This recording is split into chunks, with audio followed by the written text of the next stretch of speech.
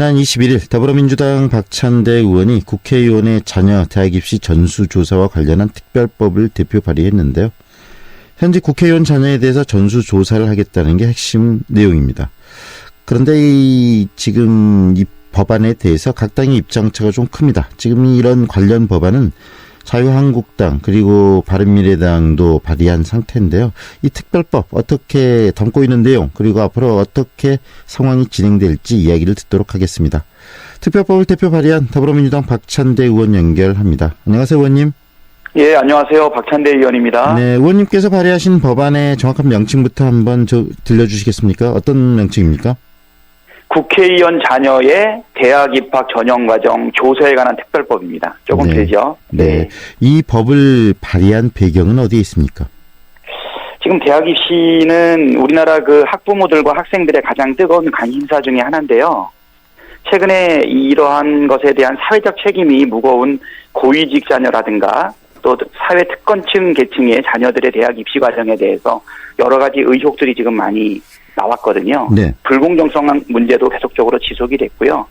그래서 불공정한 대학 입시 과정이 있는지 국민적 의혹을 말끔하게 풀어나가기 위해서 국회의원 자녀부터 먼저 솔선수범해서 공개하자는 취지로 지금 발의가 되었습니다. 네, 사회의 불공정함 그리고 더 좀 좁혀가자면 대학 입시 비리에 입시에 있어서의 불공정한 문제 굉장히 심각하고 대통령께서도 어제 국회 연설에서 이 문제를 언급하지 않았습니까?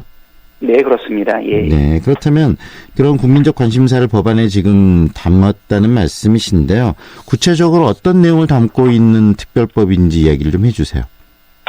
일단 국회의원 자녀에 대한 대학 입학 전형의 전 과정을 조사하는 특위를 설치하는 거고요. 네. 그다음에 20대 국회의원 자녀 가운데서 입학 사정건제가 도입이 된 2008년도 이후부터 대학에 입학한 자녀의 입학 전형 전 과정을 조사하게 되는 것입니다. 네. 예, 산하는 기관은 우리 국회의장이 임명하는 특위위원을 13명을 구성하는데요. 학계, 법조계, 교육계, 시민사회 등으로 전문가들로 구성이 됩니다. 네. 이 위원회는 1년 이내에 조사를 완료하도록 되어 있고요. 6개월 범위 내에서 한 차례 연장하도록 되어 있습니다. 외부의 어떠한 지시나 간섭을 받지 않고 독립해서 이를 수행할 수 있도록 진행을 했고요. 네. 위원회 활동이 종료되고 난 이후에는 6개월 이내에 활동 전체를 담은 종합보고서를 작성해가지고 국회에 보고해야 되는 내용을 담고 있습니다. 네, 국회의원 자녀라고 이렇게 한계를 두는 특별한 이유가 있습니까? 그것은 이제 국민적 요구가 굉장히 높은데요. 네. 적시성과 실효성 두 가지 측면을 두고 좀 진정성을 좀 담았다 이렇게 말씀드릴 수가 있습니다. 그 특권층 자녀들 또 사회 지도층 자녀들이 자기들만 가지고 있는 특혜, 불공정을 대학 입시에 반영하는 것에 대해서 국민들이 그 부분에 대해서 용납하기 어렵다. 그리고 그 부분에 대해서 보다 투명하고 공정한 절차를 요구하고 있기 때문에요. 네.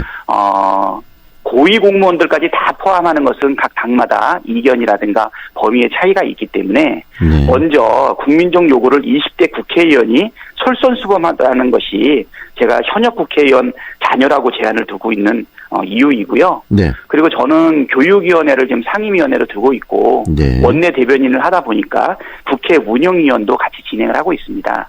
그래서 국회의원 자녀에 대한 발의를 먼저 진행을 해서 이렇게 특권층이라든가 사회 지도층의 자녀들이 대학 입시 과정에서 혹시 보일 수 있는 여러 가지 의혹이라든가 투명한 과정을 솔선수범하자라고 하는 것이 좀 중요하다 이렇게 볼 수 있습니다. 네, 우리 박찬대 의원께서 21일 날 발의를 먼저 하셨고 어제 또 자유한국당 의원이죠. 자유한국당 의원도 지금 발의를 한 상태인데 그리고 좀 이 바른미래당 의원도 지금 발의를 했지 않습니까? 연이어서 신보라 의원 그다음에 김수민 의원들이 발의를 했는데 이 지금 자유한국당 신보라 의원이 발의한 부분에는 고위공직자까지 집어넣자라는 이야기를 하고 있습니다. 이 부분이 이 협의 과정에서 여러 가지 갈등이 만들어질 수도 있을 것 같은데 제대로 된 협의는 될 수 있을까요? 저는 그거야말로 아주 좋은 정책 경쟁이 아닌가 싶습니다. 네. 이것은 뭐 정쟁으로 보는 사람은 많지 않을 것 같고요. 여야를 불문하고 자녀를 두고 있는 부모들이나 학부형들이나 또 학생들조차도 이 부분에 대한 공정성을 확립하는 것은 무엇보다 중요하기 때문에 서로 중점을 두고 있는 요소는 좀 다를 수는 있는데요. 조사 대상, 또 위원회를 어떻게 구성할 건지, 또 위원회가 어디 소속이 될 것인지, 그다음에 범위는 어떻게 될 것인지 차이는 있을 수 있는데요.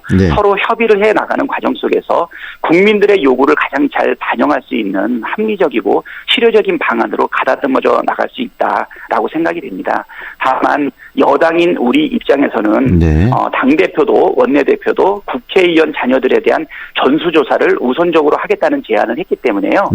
이것을 이런 모든 협의 과정을 다 거쳐가지고 진행하기에는 시기가 좀 늦어질 가능성이 있어서 월요일에 저희가 발의를 하게 되고, 그리고 이제 어떻게 보면 경쟁적으로 정책들을 내놓고 법안들을 내놓는 좋은 효과가 되지 않았나.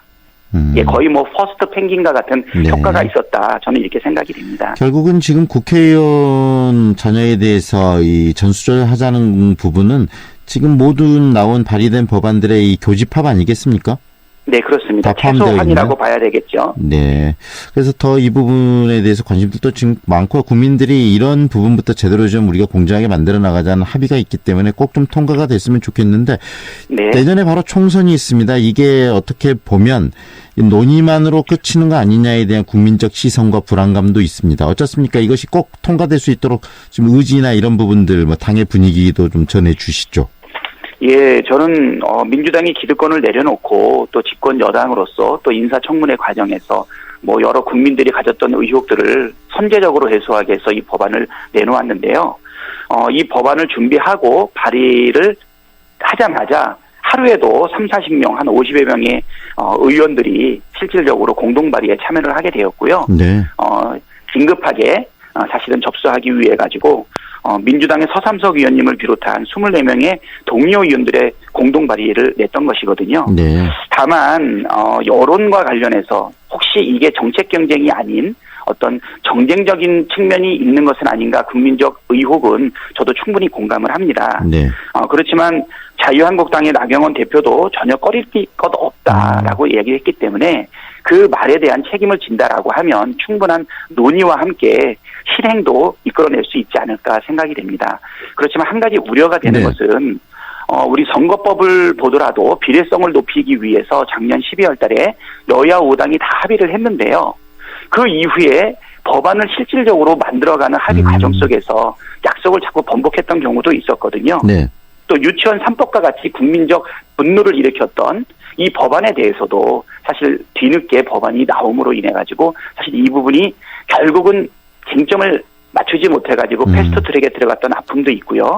그리고 검경 수사권 조정과 같은 경우도 차이 부분이 많이 있다 보니까 이런 우려들이 있을 수 있는데, 이 자녀들에 대한 전수조사에 대해서는 정말 말뿐이 아니라 진정성을 가지고 국민들이 원하는 그 부분에 대해서 정확하게 합의해 나가고 간다라고 하면 얼마 남지 않은 21대 국회 총선에서도 충분히 법안을 낼 수 있지 않을까, 저는 이렇게 기대를 하고 있습니다. 내년 총선 전에도 충분히 통과시킬 수 있다. 20대에서 이 법안을 통과시킬 수 있다고 지금 보시는 거네요. 이 손바닥도 마주쳐야 소리가 나는 것처럼 이게 민주당 단독으로 이거를 해나갈 수 있다, 이렇게 우리가 할 수는 없고요. 진정성을 가지고 야당들이 낸 법안에 대해서 우리가 합의를 해나간다라고 하면 가능하지 않을까, 이렇게 생각이 됩니다. 저희가 국회의원으로만 한정한 것은 이 모든 고위자들, 그다음에 사회 지도층 자녀들에 대한 것들을 다 전부 다 포함하겠다라고 하는 것보다도 첫 번째의 발자국을 띄므로 인해서 실효성 있게 법안이 나가게 된다라고 하면 그 이후에 국민적 요구를 이 법안에 더 수정해서 담을 수 있지 않을까, 이렇게 생각하고 있습니다.